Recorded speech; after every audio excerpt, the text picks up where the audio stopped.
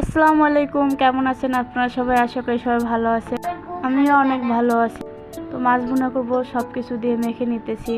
মাখা হয়ে গেলে কড়াই গরম করে মাছগুলো দিয়ে দিব। মাছগুলো ভেজে তুলে নিয়ে হলো ওই কড়াই আমি পেঁয়াজ কুচি, তারপরে হলো গরম মশলা দিয়ে দেবো। দিয়ে এক এক করে সব মশলা আমি দিয়ে দেবো। আজকে হলো সিমের বিচি, তারপরে হলো টমেটো দিয়ে মাছটা রান্না করব। সিমের বিচি দিয়ে দিলাম, দিয়ে ভালো করে কষিয়ে নেব। কষানো হয়ে গেলে একটু পানি দেবো, দিয়ে ভালো করে কষিয়ে টমেটো দেবো। টমেটো ভালো করে কষানো হয়ে গেলে উপর দিয়ে মাছগুলো দিয়ে দিব। দিয়ে নাড়া দিব না, একটু পানি দেবো। দিয়ে আর এখানে পানি দেবো না। আমার মাছ রান্না কমপ্লিট। আল্লাহ হাফেজ।